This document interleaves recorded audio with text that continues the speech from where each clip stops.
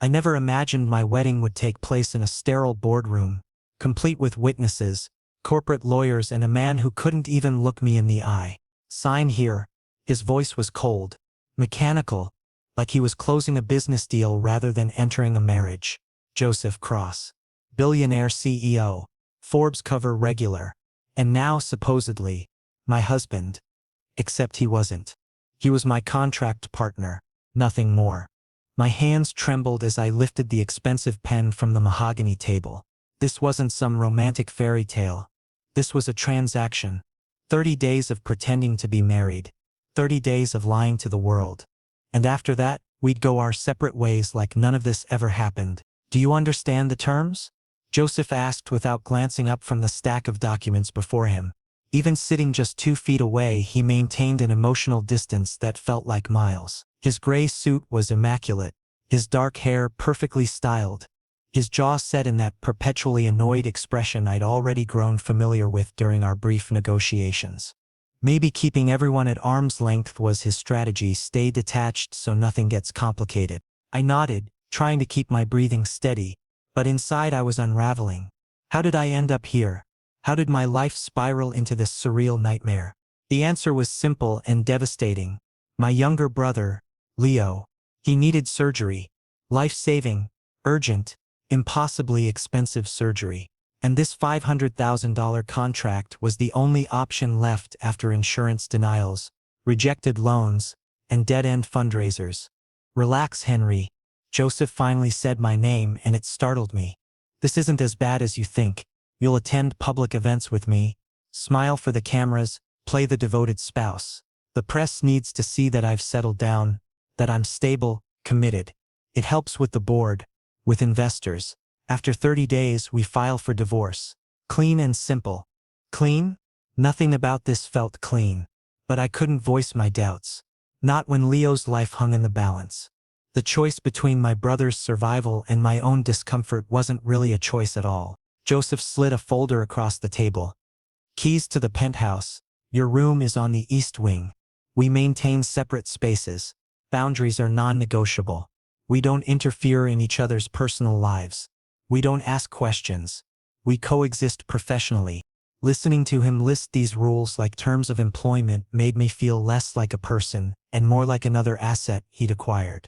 But I swallowed my pride, locked away my emotions, and told myself I could do this. For Leo. For 30 days I could be anything Joseph Cross needed me to be. That evening when I arrived at his penthouse in downtown Manhattan, reality hit me like a physical blow. The space was breathtaking. Floor-to-ceiling windows overlooking the glittering city, marble floors so polished I could see my reflection, designer furniture that probably cost more than most people's cars. Everything screamed wealth, power, perfection. But there was no warmth, no personality, no soul, just cold, pristine emptiness. A housekeeper named Margaret showed me to my room. She was kind, in her 60s, with gentle eyes that seemed to understand more than she let on.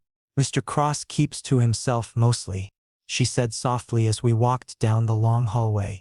But he's not unkind, just guarded. My room was smaller than I expected, though still larger than my entire apartment back home. A queen bed with crisp white linens, a minimalist desk, a window that faced another skyscraper rather than the city view. It felt like a guest room in a luxury hotel. Functional, impersonal, temporary. After Margaret left, I sat on the edge of the bed and finally let myself process everything. I was married, legally bound to a stranger who saw me as a business arrangement, living in a gilded cage that felt more like a museum than a home. And I had 29 more days of this charade ahead. My phone buzzed. A text from Leo. Surgery scheduled for next week. Thank you, Henry. I love you. Tears stung my eyes, but I blinked them back.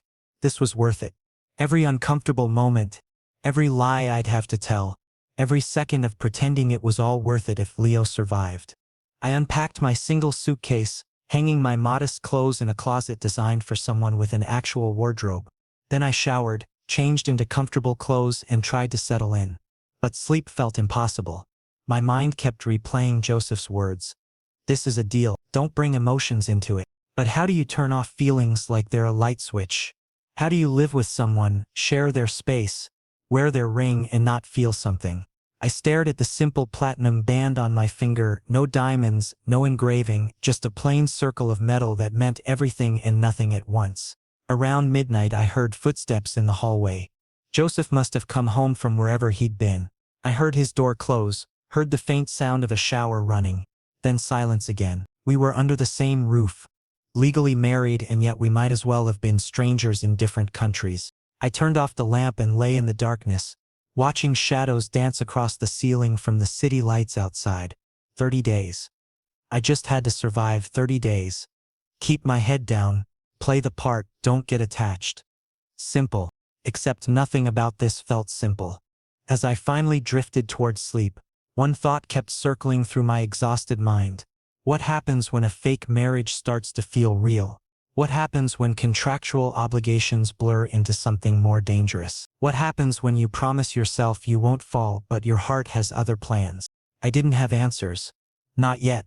But somewhere in the back of my mind I knew this arrangement, this perfectly planned, legally binding, emotionally sterile contract was about to become far more complicated than either of us anticipated. Joseph wanted clean and simple. But life, I was learning, has a way of making things beautifully, devastatingly messy. And I had a sinking feeling that the next 30 days would prove just how impossible it is to keep your heart in check when you're living a lie that might just become the most honest thing you've ever felt. My new life started tomorrow. My new lie began tonight. And deep down I wondered if I'd emerge from this arrangement the same person I was now, or if Joseph Cross would change me in ways I couldn't yet foresee. Only time would tell. And time, for better or worse, was the one thing we had 30 days of. The first week passed in a blur of awkward silence and careful avoidance. Joseph and I developed an unspoken routine that kept us from actually interacting beyond absolute necessity. He'd leave notes about his schedule on the kitchen counter. I'd see them, adjust my day accordingly, and we'd successfully avoid each other like well-practiced strangers. Breakfast is on the table. Car leaves at 8. Event tonight at 7. Wear something formal. Communication reduced to instructions. We were roommates who happened to be legally married. Nothing more. And honestly, I was comfortable with that arrangement. No emotions meant no pain. No connection meant no heartbreak when this ended. Safe, predictable, survivable. But then day 8 arrived and shattered that comfortable distance. Joseph had a charity gala that evening, his biggest public appearance of the year. This wasn't some small gathering. This was Manhattan's elite. Every major news outlet, hundreds of cameras, and all eyes on the city's most eligible bachelor, who'd shocked everyone by suddenly getting married. Margaret helped me prepare, lending advice about which tie complemented Joseph's likely suit choice, how to stand for photographs, even coaching me on appropriate small talk. "Just smile and let him lead," she said kindly. "You'll do fine." But as our car pulled up to the red carpet, panic seized my chest. Crowds of photographers lined both sides, their cameras already flashing in anticipation. Through the tinted window I could see reporters jockeying for position, celebrities posing and preening, and the overwhelming chaos of high society at its most performative. "Ready?" Joseph's voice startled me. He'd been silent the entire drive. "Not really," I admitted. Something flickered across his face, concern maybe. But it vanished before I could identify it. "Just stay close to me. Follow my lead, we'll be fine." The door opened. Camera flashes exploded like lightning. Joseph stepped out first, then reached back to help me. His hand was warm, steady, and for a moment I felt anchored in the storm of attention. "Smile, Henry." His lips barely moved. The words meant only for me, whispered so close I could feel his breath against my ear. The intimacy of it shocked me more than the cameras. I smiled. It felt fake, forced, uncomfortable. But apparently it worked because the photographers went wild, shouting questions we ignored as Joseph guided me down the carpet with his hand firmly on the small of my back. Inside the venue things calmed slightly. We moved through the crowd, Joseph introducing me with practiced ease. "This is my husband, Henry." Each time he said it, the word felt surreal. Husband. Like a foreign language I was still learning to speak. We'd found a quiet corner, both holding champagne we weren't drinking, when a man approached with a predatory smile that set my nerves on edge. "Joseph." What a surprise. The man's voice dripped with false warmth. He was older, maybe 50, with silver hair and a suit that probably cost more than my car used to. I heard rumors, but I didn't believe them. Joseph's entire body tensed beside me. Marcus. The name came out flat, cold. And this must be the mysterious husband. Marcus's eyes raked over me with barely concealed judgment. Quite the unexpected choice. I never thought I'd see the day Joseph Cross settled down. Life is full of surprises. Joseph replied, his tone diplomatic but edged with warning. Indeed. Marcus's smile widened. Tell me, Henry, how did you manage to capture our city's most confirmed bachelor? What's your secret? The question felt like a trap. I opened my mouth, unsure how to respond, but Joseph stepped slightly in front of me, a subtle but clear protective gesture. Marcus, I believe your wife is looking for you, Joseph said coolly. Marcus chuckled. Unbothered. Of course. Of course. Congratulations on your arrangements. He emphasized the last word deliberately before walking away. The moment he disappeared into the crowd, I felt Joseph exhale slowly. His jaw was tight, his shoulders rigid. I'd never seen him anything but composed. But right now he looked genuinely rattled. Are you okay? I asked quietly. Fine. One word. Clipped. Dismissive. We stayed another hour, playing our roles perfectly. I smiled, made polite conversation, played the devoted spouse, and Joseph, despite his earlier tension, was flawless. Attentive without being overly affectionate. Protective without being possessive. He'd clearly mastered the art of public performance. The car ride home was thick with silence. I wanted to ask about Marcus, about why that interaction had affected him so much, but the words stuck in my throat. We weren't friends. We weren't really anything. What right did I have to pry into his past? You did well tonight. Joseph's voice broke the silence as we pulled into the building's underground garage. I turned to him, surprised. A compliment from Joseph Cross felt as rare as snow in summer. Thank you. I managed. If anyone makes you uncomfortable again, anyone tell me immediately. I'll handle it. There was something fierce in his voice. Something that went beyond protecting his public image. We rode the elevator in silence, standing on opposite sides like magnetic poles that couldn't touch. But when we reached the penthouse and I started toward my room, Joseph spoke again. Henry. I stopped, turned back. He stood in the doorway to his own room, one hand on the frame, his expression unreadable in the dim hallway light. You know this is all fake, right? The question sounded more like he was asking himself than me. Yes, I said carefully. I know. He nodded slowly, but his eyes held something I couldn't decipher. Doubt? Confusion? Regret? Good. That's good. He disappeared into his room and I heard the door click shut. I stood alone in the hallway for several minutes, my heart beating strangely in my chest. Something had shifted tonight, something subtle but undeniable. The way he'd stood between me and Marcus, the protective edge in his voice, that moment on the dance floor when his hand had lingered on my waist just a second longer than necessary.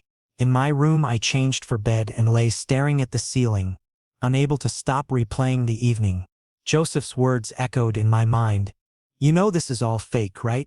But if it was so clearly fake, why did he need to confirm it? Why did he sound like he was trying to convince himself? And why did my chest tighten when I thought about the carefully maintained distance between us? I touched the platinum band on my finger, spinning it absently. 22 days left. Just 22 more days of this performance. And then we'd go back to being strangers. The contract would end. The lie would be over. So why did that thought make me feel hollow instead of relieved? Outside my window, the city glittered with a million lights. Each one a story, a life, a truth or lie being lived. And somewhere in this massive penthouse, Joseph was probably lying awake too, maybe asking himself the same dangerous questions. What happens when the line between fake and real starts to blur? When do carefully constructed walls begin to crack? And most terrifying of all, what happens when two people pretending not to feel anything start to feel everything? I didn't have answers, but I had a growing suspicion that day 8 had been a turning point neither of us had seen coming. And the remaining days of our contract were about to become far more complicated than either of us had bargained for. Day 10 began like a scene from a movie I never expected to be in. I woke up earlier than usual, disoriented by sunlight streaming through unfamiliar windows, and padded toward the kitchen in sweatpants and an old t-shirt. The penthouse was usually silent in the mornings. Joseph left for work before dawn and I had the space to myself. But this morning I heard sounds, movement. And was that music? I rounded the corner and froze in complete shock. Joseph Cross stood at the kitchen island wearing dark jeans and a simple black t-shirt. I'd never seen him in before. His usually immaculate hair was slightly messy, like he'd just woken up. And most surprising of all, he was wearing an apron, an actual apron, and flipping pancakes. What? I couldn't form a complete sentence. He looked up and for the first time since I'd met him, I saw something almost like embarrassment cross his features. Good morning. He cleared his throat. I'm making breakfast. You cook? The question came out more incredulous than I intended. Not usually. He turned back to the stove quickly, but not before I caught a hint of color rising in his cheeks. But you mentioned the other day that you liked pancakes. So I thought I'd try. My heart did something strange in my chest. A flutter, a skip, something I absolutely could not afford to feel. This wasn't a grand romantic gesture. This was just breakfast. And yet Joseph, who barely spoke to me unless necessary, had remembered a passing comment I'd made and decided to act on it. You remember that? I moved closer slowly, like approaching a skittish animal that might bolt at any moment. I pay attention. He concentrated intensely on the pancakes, clearly uncomfortable with the conversation. I found a recipe online. YouTube, actually. It seemed straightforward enough. I bit back a smile. The image of Joseph Cross, Forbes 30 under 30, CEO of a multi-billion-dollar company, watching cooking tutorials on YouTube was almost too much. And how's it going? The first 3 burned. He gestured to a plate of charred disasters on the counter. But I think I'm getting the hang of it. I laughed, couldn't help it. And for just a second Joseph smiled.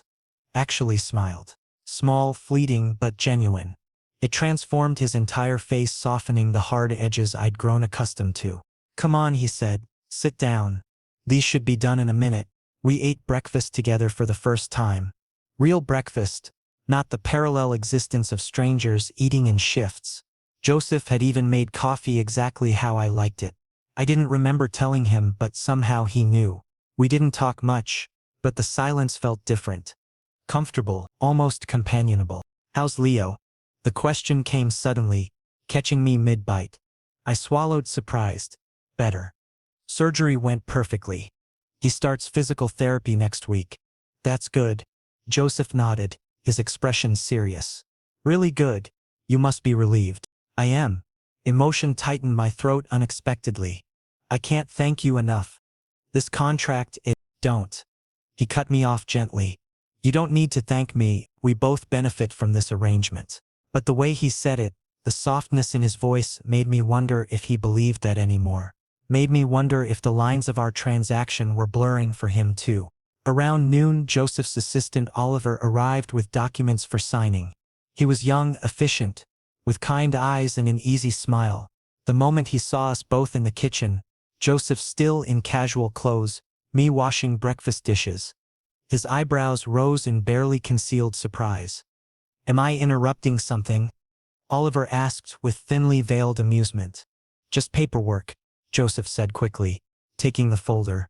But Oliver caught my eye and winked when Joseph wasn't looking. Later, after Joseph had retreated to his home office for video calls, Oliver found me reading in the library. You know, he said, conversationally, I've worked for Joseph for 5 years. Never seen him take a morning off. Never seen him cook. Hell, I wasn't sure he even knew where the kitchen was. It was just breakfast, I said. But my voice betrayed my uncertainty. Maybe. Oliver smiled knowingly. Or maybe you're the first person who's made him want to try. He's different lately. Lighter. Like he's not carrying the weight of the world alone anymore.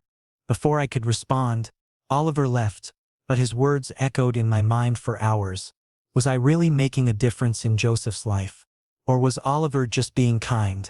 That evening, Joseph found me in the library. Can you come to my office for a minute? Anxiety spiked. Had I done something wrong? Was he adding new rules to our contract? In his home office, all dark wood and floor-to-ceiling bookshelves. Joseph gestured for me to sit in one of the leather chairs facing his desk. He remained standing, hands in his pockets, looking uncharacteristically uncertain. "I need to say something," he began slowly, "and I need you to just listen until I'm finished." My heart raced. Okay, when I proposed this arrangement, I had very specific intentions. Keep it professional. Maintain boundaries. Protect both of us from unnecessary complications. He paused, running a hand through his hair. "But I've been unfair to you." I opened my mouth, but he held up a hand. "Please, let me finish." He took a breath. "I treated you like a business asset. Another item to check off my list. I didn't consider that you're a person with feelings, with your own struggles and pain. You took this contract out of desperation, to save your brother, and I didn't even have the decency to treat you with basic human kindness." Tears pricked my eyes, but I blinked them back hard. "You deserve better than that," Joseph continued, his voice rough with what sounded like genuine regret. "You deserve to be treated with respect, with dignity. This may be a contract, but that doesn't mean we can't be civil. It doesn't mean we can't be friends." The word hung between us. Friends. Such a simple concept, yet it felt monumental in the context of our strange arrangement. "So I'm asking," he said quietly, "if we can start over, not as business partners but as two people trying to make an unusual situation work. No more coldness. No more pretending you don't exist." I couldn't hold back the tears anymore.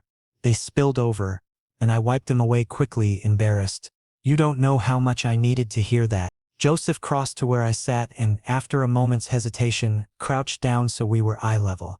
His gray eyes held mine with an intensity that made my breath catch. "I see you, Henry," he said softly. "Maybe I should have been seeing you all along." In that moment, sitting in his office with tears on my cheeks and his eyes searching mine with unexpected gentleness, I felt the foundation of our arrangement shift. This wasn't just a contract anymore. This was something else, something undefined and slightly terrifying and absolutely not part of the plan. "Thank you," I whispered. Joseph stood, cleared his throat and stepped back, rebuilding some of the distance but not all of it. "We have a business dinner tomorrow night. But maybe we could talk more then. Actually talk, not just small talk for appearances." "I'd like that," I said. After he left the room, I sat alone in the leather chair, my heart pounding with something I couldn't name. 20 days left on our contract. 20 days until this all ended and we went our separate ways. But for the first time since signing those papers, I wasn't sure I wanted it to end. And judging by the way Joseph had really looked at me, I wasn't sure he did either. The contract said 30 days. But my heart was starting to write a different story. One where fake marriages became real feelings. Where business arrangements transformed into something much more dangerous. I touched my wedding ring, spinning it on my finger. 20 days. Anything could happen in 20 days. And I was starting to hope it would. Day 14 arrived with an elegance I wasn't prepared for. A garment bag appeared on my bed that morning while I was in the shower. When I unzipped it, my breath caught. Inside was a navy blue suit. Custom-tailored Italian fabric. The kind of thing I'd only ever seen in magazines. A small card rested in the pocket. For tonight, I found Joseph in his office, the door slightly ajar. He was on a call, speaking rapid fire about quarterly projections, but when he saw me hovering in the doorway, he wrapped up quickly.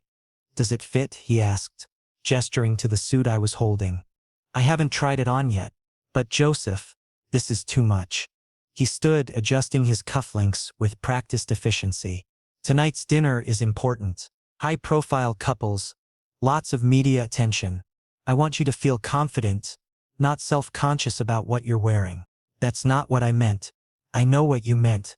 He moved closer, his expression softer than usual. "But you're doing me a favor by being there. The least I can do is make sure you're comfortable.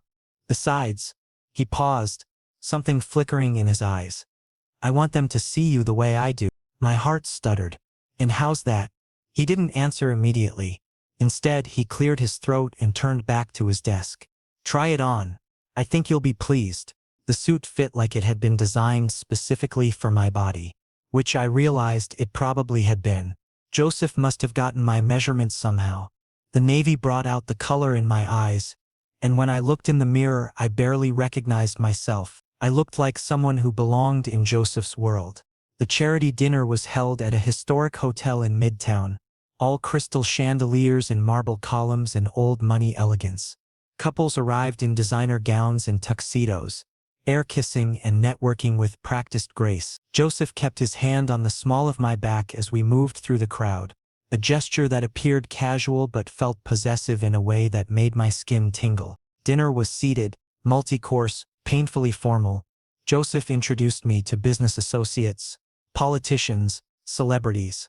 I smiled, made polite conversation, played my role, but I could feel his attention on me throughout the meal. Not obvious, but present, like he was checking to make sure I was okay, that no one was making me uncomfortable. After dessert, music began. A live orchestra filled the ballroom with something slow and romantic. Couples began migrating to the dance floor. Joseph leaned close, his breath warm against my ear. We should dance. Panic spiked through me. I don't really know how. Neither do most people here. They just pretend convincingly. He stood and offered his hand. Come on, everyone's watching. We need to sell this. His words should have stung. This is just performance. Just another part of the contract. But the way he looked at me contradicted everything he said. There was something in his gray eyes, something that went beyond pretense. On the dance floor, he pulled me close. One hand settled on my waist, the other clasped mine gently. We began moving and I stumbled slightly, but he steadied me with easy confidence. Relax, he murmured. Just follow my lead. You're doing fine. The orchestra played something classical I didn't recognize. Around us other couples swayed in elegant circles, but I was hyper-aware only of Joseph. The warmth of his hand through the fabric of my suit jacket, the solid presence of him, the way he smelled like expensive cologne and something uniquely him. Henry? My name on his lips sounded different somehow. Intimate. Yeah? His jaw tightened. He seemed to be wrestling with something internal, some decision he couldn't quite make. I need to tell you something, and I don't know if I should. My pulse quickened. What is it? This arrangement? It's not what I expected. His voice dropped lower, barely audible over the music. You're not what I expected. I don't understand. He pulled me infinitesimally closer. Anyone watching would think it natural, just part of the dance. But the intention behind it felt different. I'm supposed to keep this professional. That was the deal. But lately I find myself thinking about you when you're not around, wondering what you're doing. If you're happy here. My hands trembled against his shoulder. Joseph, I know I have no right to feel this way. Frustration leaked into his tone. You're here because of a contract. Because you needed money for your brother. Not because you chose me. Not because you wanted this. That's not entirely true anymore, I whispered before I could stop myself. His eyes snapped to mine, searching, questioning. The music swelled around us. We'd stopped moving, standing still in the middle of the rotating dance floor while other couples flowed around us like water around stone. What are you saying? He asked. I'm saying that somewhere between the coldness and the breakfast and the way you look at me when you think I'm not paying attention, this stopped being just a contract for me too. Something broke in his expression. Control, maybe, that carefully maintained distance he'd been clinging to. His hand tightened on my waist. We shouldn't, he started. I know, this complicates everything. I know that too. And then, as if pulled by gravity neither of us could resist, he leaned down and kissed me. It was soft at first, tentative, like he was giving me a chance to pull away. But I didn't. Instead, I leaned into it, my hands moving from his shoulder to the back of his neck. The kiss deepened, became something urgent and desperate, like we were both drowning and this was air. Around us I dimly registered that people had probably noticed, that cameras might be flashing, that this would be tomorrow's headline. But none of it mattered because Joseph was kissing me like I was something precious, something he'd been denying himself and could no longer resist. When we finally broke apart, both breathing hard, reality crashed back. Joseph's eyes were wide, shocked, like he couldn't believe what he'd just done. Guilt flooded his expression. I'm so sorry. He stepped back quickly, dropping his hands. I shouldn't have done that, Joseph. We should go. He was already moving toward the exit, leaving me standing alone on the dance floor. I followed, confused and hurt. We collected our coats in tense silence. The car ride home felt like torture. Him pressed against his door, me against mine, an ocean of space and unspoken words between us. When we reached the penthouse, he headed straight for his room without a word. I stood in the entryway, my lips still tingling from the kiss, my heart in complete chaos. In my room, I collapsed on the bed, still wearing the beautiful suit he'd given me. My mind replayed the kiss obsessively, the taste of him, the way his hand had cradled my face, the desperate hunger in it, that hadn't been fake, that had been real. But then why did he look so horrified afterward? Why did he apologize like it was the worst mistake he'd ever made? I touched my lips, remembering. 16 days left on our contract. 16 days until this all ended, and we went our separate ways. But how do you go back to professional distance after a kiss like that? How do you pretend you don't feel everything when your heart is screaming the truth? Across the hall, I heard Joseph's door close. Was he lying awake too? Replaying the same moment? Regretting it? Wanting it to happen again? I didn't have answers. All I knew was that everything had changed tonight. The line we'd been carefully walking had been crossed and there was no going back. The contract said we had 16 days left, but my heart was already counting down to a different end. One where Joseph and I figured out if this could be something real or if we were just two people caught in a beautiful, devastating mistake. Sleep, when it finally came, was fitful and full of dreams where Joseph kissed me again and again, and each time he didn't pull away. 4 days passed in excruciating silence. Joseph retreated behind walls higher than before. No more breakfast together. No more casual conversations. He left for work before dawn and returned after I'd gone to bed. The few times we crossed paths, he barely made eye contact, offering nothing but professional pleasantries that felt like knives. "Good morning, I'll be late tonight." Margaret left dinner in the fridge. It was day 18, and I couldn't take it anymore. The kiss on the dance floor had been real. I knew it, he knew it, but now he was pretending it never happened, and the rejection was destroying me from the inside out. I'd spent 3 nights lying awake, analyzing every moment, wondering what I'd done wrong. Had I misread everything? Had those feelings been one-sided after all? By evening my hurt had transformed into anger. I deserved better than this. Even if we had only 12 days left, even if this was just a contract, I deserved honesty. I deserved a conversation, not this cowardly avoidance. I found him in his study, hunched over his laptop, tie loosened, looking exhausted. He glanced up when I entered, surprise flickering across his face. "Henry, I thought you'd be asleep by now. We need to talk." My voice came out steadier than I felt. "Now," he sighed, closing his laptop. "This really isn't a good time. I have a presentation tomorrow and I don't care." I closed the door behind me, blocking any escape route. "You kissed me. You apologized. And now you're acting like I don't exist. That's not fair, Joseph." His jaw tightened. "What do you want me to say?" "The truth. Any truth." Frustration boiled over. "Tell me what you're thinking. Tell me why you've been avoiding me. Tell me if you regret it or if you felt something or if I'm just losing my mind here." He stood abruptly, chair scraping against hardwood. "You want the truth? Fine. I don't know what I'm doing. Is that what you want to hear? I'm completely lost." "That's a start." I crossed my arms, trying to hold myself together. "But it's not enough. What do you want from this arrangement, Joseph? Just the contract? Just 30 days of pretending? Or something more?" "I don't know." The words exploded out of him, loud and raw. "Okay? I don't know. I've spent my entire adult life controlling everything. My emotions, my relationships, my future, everything calculated, everything planned. And then you showed up and suddenly nothing makes sense anymore." His admission hung in the air between us. I'd never seen him like this, unguarded, vulnerable, almost desperate. "What are you saying?" I asked quietly. He ran both hands through his hair, pacing now. "I'm saying that I didn't plan for this. I didn't plan to actually care about you. I didn't plan to look forward to seeing you every morning, to worry about whether you're happy, to lie awake thinking about the way you laugh at my terrible jokes. My breath caught. Joseph.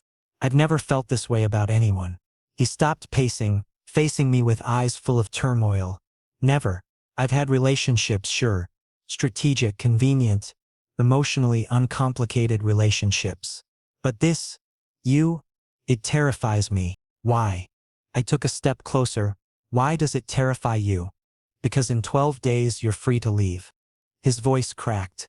The contract ends. You'll have the money for Leo's medical bills. You won't need me anymore. And I'm terrified that if I let myself feel everything I'm feeling, if I let myself fall completely, you'll walk away and I'll be left with nothing. The pain in his voice shattered something in me. I moved closer until we were just inches apart. Do you really think that little of me? That I'd just take your money and disappear without a second thought? The contract says. Forget the contract. I was shouting now, weeks of pent-up emotion pouring out. I'm not a piece of paper with terms and conditions.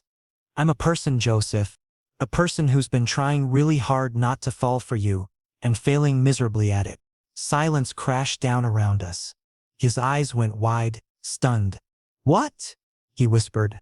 I couldn't take it back now. You heard me. You're not the only one who's confused. You're not the only one who's scared. I wake up every morning knowing this has an expiration date, and it kills me. Because somewhere between the boardroom and the pancakes and that stupid kiss, I started falling for you. He stared at me like I'd just revealed the secrets of the universe. Henry, but I can't do this dance anymore. Tears burned in my eyes, but I refused to let them fall. I can't keep pretending to be okay with your hot and cold. Either you want me here, really here, or you don't. And if you don't, that's fine. I'll finish out the contract professionally, but I need to know. For several long moments, he didn't move, didn't speak, just looked at me with an expression so complex I couldn't begin to decipher it. Then slowly he reached out and took my hand. His fingers trembled slightly as they intertwined with mine. I'm scared, he admitted, voice barely above a whisper. I'm so scared of what I feel for you, of what it means, of how much power you have to hurt me. I'm scared too, I confessed. Terrified actually. But hiding from it isn't working. Look at us. We're both miserable. He nodded, squeezing my hand tighter. I need time. Time to figure out what happens after day 30. Time to sort through everything in my head. But, he paused, lifting his other hand to cup my face. Please don't give up on me. Don't walk away yet. The gesture undid me. A tear escaped, running down my cheek. He wiped it away gently with his thumb. I won't. I promised. But you have to stop shutting me out. We figure this out together or not at all. Together, he agreed softly. I can do that. We stood there in his study, hands clasped, foreheads nearly touching, both of us breathing hard from the confrontation. It wasn't a solution. It wasn't a clear answer. But it was honest, raw, real, and for now that was enough. I should let you finish your work, I said eventually, reluctantly. Stay. The word came out urgent. Just sit with me while I work. You don't have to do anything, just be here. So I settled into the leather chair across from his desk, curling up with a book I wasn't really reading. And Joseph returned to his laptop, occasionally glancing up to make sure I was still there. The silence between us was different now. Not comfortable yet, but not hostile either. Tentative, healing. Around midnight I dozed off in the chair. I woke briefly when Joseph carried me to my room, laying me gently on the bed and pulling a blanket over me. Sleep well, Henry, he murmured, pressing the lightest kiss to my forehead before leaving. And for the first time in days I did. Day 30 dawned gray and heavy with rain. I woke to the sound of water against windows and an emptiness in my chest that had been growing for days. This was it. The last day. The end of our arrangement. By tonight I'd either be free to leave or something else. Something we hadn't dared to name yet. The divorce papers sat on the kitchen counter where Joseph's lawyer had left them yesterday. Crisp. Official. Requiring only our signatures to dissolve a marriage that had never been real. Except it had been. It was. And the thought of signing those papers made me physically ill. Joseph was already awake, standing by the floor-to-ceiling windows in the living room, coffee in hand, staring out at the rain-soaked city. He was still in pajama pants and a t-shirt, his hair unstyled, looking younger and more uncertain than I'd ever seen him. Couldn't sleep? I asked softly. He turned, managing a weak smile. Not much. You? Same. We stood in awkward silence, both hyper-aware of the papers on the counter, the deadline looming, the decision that needed to be made. The past 12 days since our fight had been different. Better. We talked more, shared more, let the walls come down piece by piece. But neither of us had addressed the elephant in the room. What happens when today ends? I made coffee, Joseph offered. And there's bagels. Margaret picked them up yesterday before she left. We moved to the kitchen like actors in a play, going through motions that felt surreal. Everything was too normal for such a monumental day. I spread cream cheese on a bagel I couldn't taste. Joseph refilled his coffee for something to do with his hands. So, I finally said, we should probably talk about this. Joseph's eyes flicked to the divorce papers. Yeah, we should. But neither of us moved. Neither of us spoke. The clock on the wall ticked steadily toward noon, when we'd agreed to make our decision. Finally, Joseph set down his mug with deliberate care. I need to say something. And I need you to let me finish before you respond. My heart hammered. Okay? He took a deep breath, gathering courage. The last 30 days have been the most complicated, confusing, terrifying days of my life. When I drew up this contract, I thought I had everything figured out. Simple transaction, clean ending, no complications. But he paused, emotion thick in his voice. You changed everything. I gripped my coffee mug to keep my hands from shaking. You made me laugh. You made me want to come home instead of hiding at the office. You challenged me, called me out when I was being cold or unfair.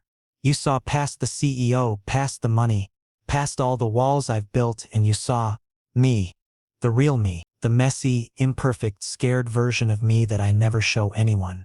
Tears welled in my eyes, but I stayed silent, letting him continue.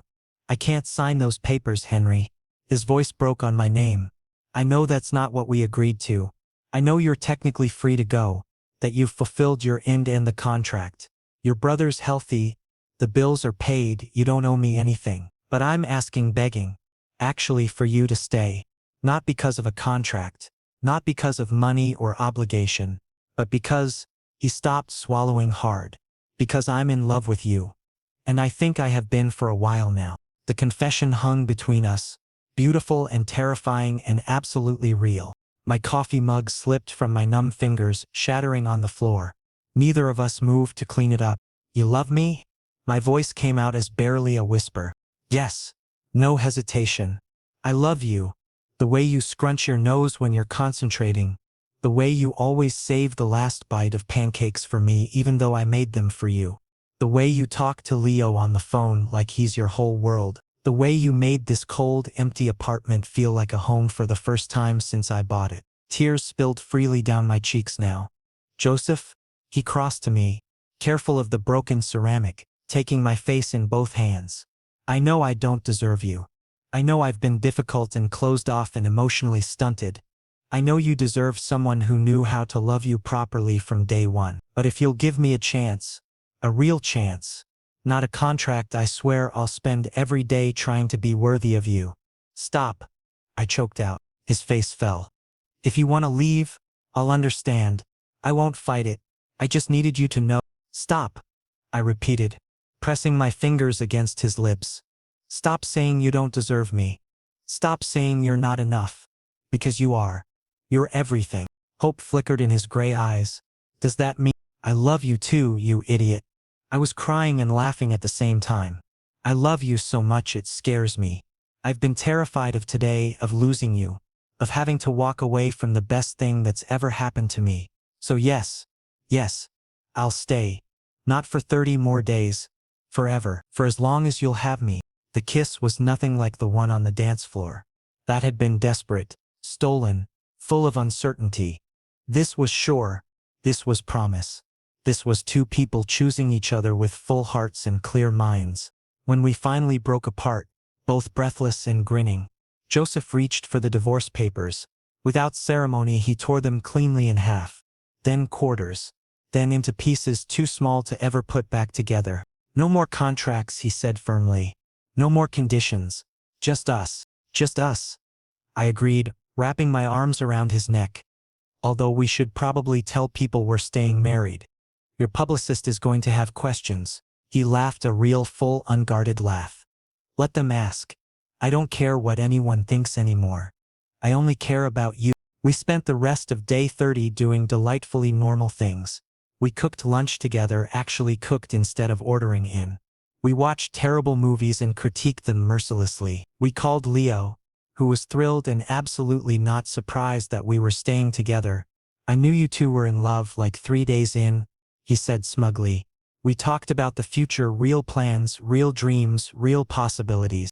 That night, as we sat together on the couch, my head on Joseph's shoulder and his arm around me, I marveled at how much had changed. 30 days ago, I'd walked into this penthouse as a stranger signing away a month of my life. Now I was staying forever. By choice, because this cold apartment had become home. And this grumpy CEO had become my everything. Hey Henry, Joseph said softly. Thank you. For taking a chance on me. For staying. For loving me even when I made it difficult. I tilted my head up to kiss his jaw. Thank you for cooking terrible pancakes and tearing up divorce papers and falling in love with me despite your best efforts not to. He smiled against my hair. Best decision I ever made. The contract or falling in love? Both. Definitely both. Outside, the rain had stopped. The city lights twinkled against a clearing sky. And inside, in a penthouse that had once felt like a beautiful prison, two people who'd started as strangers, held each other close and planned a future that had nothing to do with contracts and everything to do with choosing each other. Every single day. Day 30 had ended. But our story, it was just beginning.